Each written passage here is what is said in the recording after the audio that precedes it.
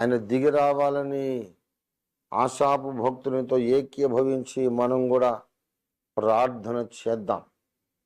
దేవా దిగిరమ్ము దిగిరమ్ము దిగిరమ్ము నాయనా అని ప్రార్థన డైరెక్ట్గా చేస్తున్నాడు. 9వ వచనం, మిద్యానునకు నీవు చేసినట్లు కీషోను ఏటి యొద్దను నీవు సీసెరాకును యాబీనునకును చేసినట్లు వారికి నీ చేయము.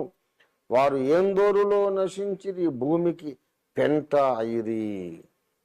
ఓరేబు జయేబు అను వారికి నువ్వు చేసినట్లు వారి ప్రధానులకు చెయ్యము. జబహు సల్మున్నా అను వారికి చేసినట్లు వారి సకల రాజులకును చెయ్యము. 17, వారు నిత్యము సిగ్గుపడి భీతి నొందుదురుగాక, వారు భ్రమసి నశించుదురుగాక. యెహోవా అను నామము ధరించిన నీవు మాత్రమే సర్వలోకములో మహోన్నతుడవని వారెరుగుదురుగాక. అటువంటి భయంకర కార్యాలు నీవు చేయి తండ్రి అని భక్తుడు ప్రార్థన చేస్తున్నాడు. మనం కూడా ఈ రాత్రి అదే ప్రార్థన చేద్దాం. భూప్రపంచమంతటా కూడా, మన దేశంలో కూడా క్రైస్తవులకు వ్యతిరేకంగా ప్రభుత్వాలు ఆలోచనలు చేస్తున్నాయి. మరి ప్రభుత్వమే మనకు వ్యతిరేకమైతే మనం ఏం చేయాలి? ప్రభుత్వ అధినేతను, ప్రభుత్వ అధికారిని, శాసనకర్త అయిన యెహోవా దేవుణ్ణి మనం ఆశ్రయించాలి. అంతకంటే ఏం చేయగలం చెప్పండి? మనకు ఆయనే దిక్కు, అండ, సహాయం.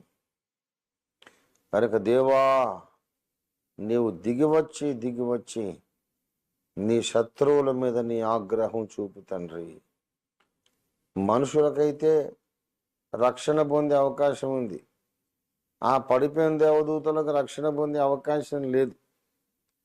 కనుక ముందు వాళ్ళ మీద మన ప్రార్థన ఖడ్గాన్ని, ప్రార్థనని అస్త్రాన్ని మనం ప్రయోగించాలి. వాళ్ళని బంధించేసేస్తే ఈ మనుషుల్లో కొంతమందికైనా మనోనేత్రాలు తెరుచుకుంటాయి.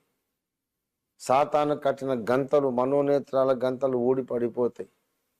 దేవుని చిత్తంలో ఉన్నవాళ్ళు వీళ్ళు రక్షణ పొందుతారు, 100కో 1,00,000కో ఒకడు. మిగతా వాళ్ళు నాశనమే తాగుతారు. వాళ్ళ ఇష్టమే, మనమేం చేయగలం? ఎవరు కోరుకున్న దారిలో వాళ్ళు వెళ్ళిపోతారు. కానీ దేవుడు తన ప్రజల పక్షంగా తన్ను తాను భయంకరుడుగా, అతి బలవంతుడుగా దిగివచ్చి కనబరుచుకోవాలని మనం ప్రార్థన చేద్దాం.